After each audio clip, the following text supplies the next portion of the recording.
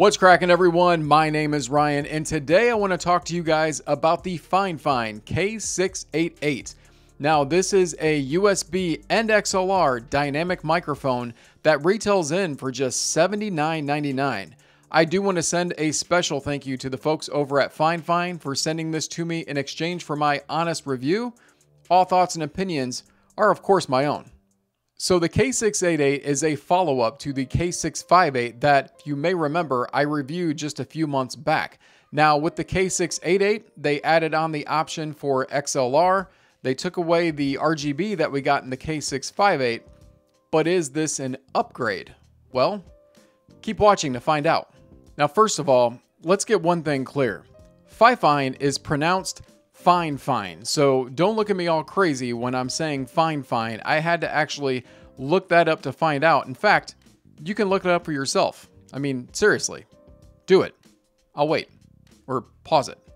All right, so inside the box, you of course get the microphone. Now, the microphone comes pre-installed with the shock mount on it. So I'm guessing that was probably to save some packaging space. And then you're also going to get a pretty nice USB-C cable. Now it's over 8 foot long, so it's going to work really well with different setups for that case. And then you're also going to get the screw mount adapter for, different mic boom arms and stands, things like that, as well as the instruction booklet. Now, to talk about the USB-C really quick, this is truly plug and play. So you can plug this right into a PC, laptop, phone, a PlayStation, an Xbox. I mean, like I said, it is plug and play and you're ready to go. Now, as for tech specs on the mic, this is a cardioid pattern dynamic mic, which basically means you want it to be angled kind of like this, and you want to be within 2 to 6 inches, or I like to do the 4-finger test to kind of, give you an idea of how far away to be from the mic. Sorry if I bump that. Or think of it as sticking a banana in front of your face that you're getting ready to eat. It is a 16 bit rate, and it's 44 to 48 kilohertz on the sample rate. And then the gain that is on the bottom there will go anywhere from 0 in the off position all the way up to a plus 12 dB on max. And then according to Fifine on their site, the frequency response here is going to be boosted in the upper mid to the treble region for voice clarity. Now the low end, there's not going to be any boosting on the low end, and the mid range is going to be relatively flat all the way throughout till you get to the upper mid range. And I can definitely attest to this when I have sampled myself using this. Looking at the bottom of the microphone, you're going to notice that there is a plug for either USB-C or XLR, which you can actually have them both plugged in at the same time. I'll explain more on that in a bit. And then there's also a port for a 3.5 mil, whether it's headphones or IEMs for monitoring. Then the dial, of course, you get the gain dial, as I said, and then you also get the volume dial for the monitoring of the, headphones or IEMs of your choice. Now, as for sound, I did a simple sound test using the K658 and the K688 here through the USB. Now, I didn't do the XLR because I wanted to be fair. I wanted to gain match with both of them, so I used OBS through my windows and adjusted the gains on the mics to make them relatively the same using the meter on OBS. This is with no filtering at all, no post-processing at all. This is just raw dog sounds coming out of the mic that I did, and so there's no prejudgment going on. I'm going to do each phrase on each mic as I go through, and I'm just going to label it as mic 1 and mic 2. Afterwards, I'm going to tell you which microphone that was that you're listening to, so you guys can kind of decide which one you think sounds better as I'm going through these tests. Now, I do recommend listening on headphones or IEMs to get the best clarity that you can get. Here we go. It snowed, rained, and hailed the same morning. It snowed, rained, and hailed the same morning. The small pup gnawed a hole in the sock. The small pup gnawed a hole in the sock. Press the pants and sew a button on the vest. Press the pants and sew a button on the vest. All right, so what'd you think of the sound? Now for reference, mic 1 was the K688. Mic 2 was the K658. To be honest, for me personally, I thought they sounded pretty dang close to another to where they both sounded good. Now, I will go back to this later, but for now, let's move on and talk further about the K688. So the other big feature of this mic I want to talk about now is the XLR. Now, You can use the XLR and plug it into any kind of an XLR interface or a mixer, anything like that. Now, when you do that, do note you are going to lose functionality of the mute touch button on here, as well as the gain controls down below. Do take note though, you can plug in the USB on top of the XLR. You would just have to make sure the USB is plugged into, a laptop or PC or something like that as well in order to gain control over those functions. It's a little bit wonky in my opinion, but if you really want those features to be on the mic still, that's the route you're going to have to go. Otherwise, of course, you're going to have mute and features like that on your interface. Now, this entire video was done using the XLR to my Focusrite Scarlett 2i2. I'm looking and pointing at it like you guys can see it. Now, I don't do any post-processing or any kind of software effects when I'm recording for my YouTube videos. About the only thing I do is adjust the gain up or down, and I've done some previous videos already using this mic so that you guys know you're getting some raw sound out of this mic right now as I'm doing this video. And so yeah, I mean, it sounds pretty decent, right? Don't voice shame me, just agree.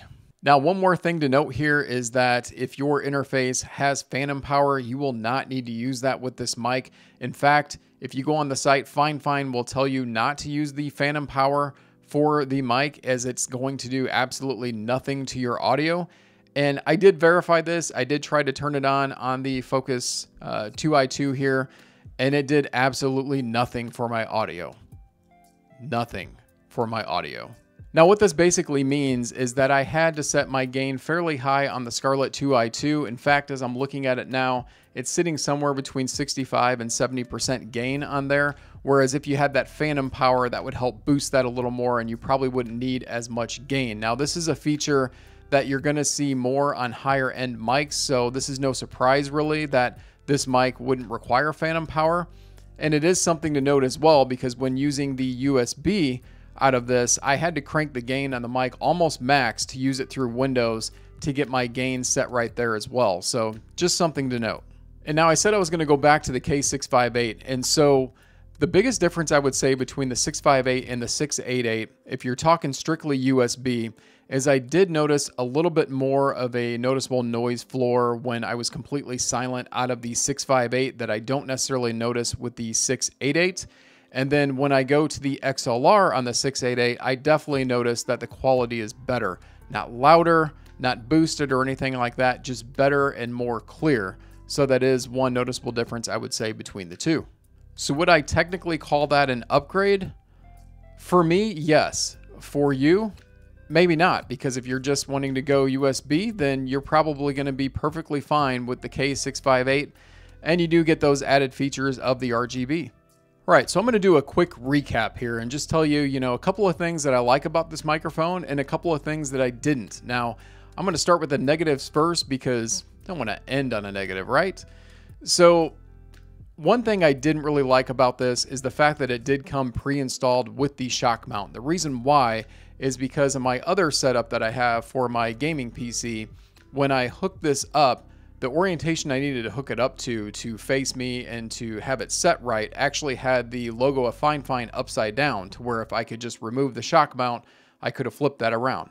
Now, it doesn't affect the audio, I get that, but the reason why I'm saying that is because if you're using something like this for a streaming setup, I mean, let's face it, people want to see what kind of gear you're using. If they're looking at a microphone with the logo upside down, looks a little wonky, okay? Now, another very subjective thing is the color of the pop filter. Yeah, I know, the color of the pop filter. I mean, come on. How lame can I get here? So the color of the pop filter being gray, I think I just prefer just a solid black. But again, that's a very subjective thing to say. And then the last thing I would probably say is just the gain on the mic. The fact that I had to crank this all the way up to 100%. Now, don't get me wrong, I didn't feel like I needed more, and I could have got more out of Windows or OBS or something else. But I would like to have a little more play there. But that's kind of the price of admission for a budget mic, is that, you're going to have to crank that gain more typically if you read around on different budget mics. So then as far as the positives go, I mean, first of all, the price. I mean, this is $79.99. That's an excellent price for a dynamic mic that has USB and XLR. And that's actually my second big point that I like about this, is the fact that this has USB and XLR. The XLR especially, I mean, this has allowed me to step myself up into a future upgrade, plugging this into my 2i2, and I've been using it on some of my YouTube videos here lately, as you guys have probably seen, hopefully.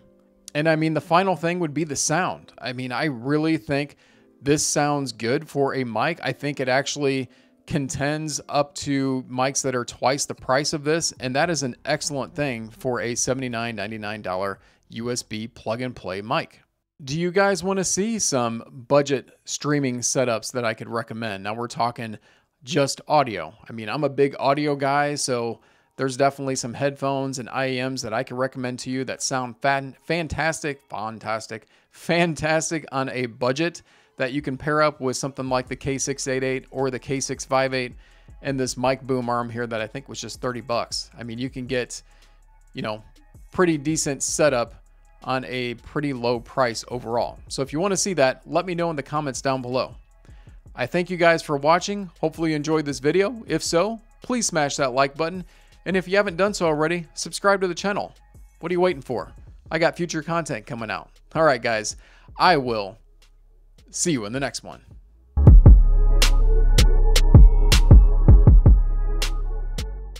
And don't forget, fine, fine, fine, fine.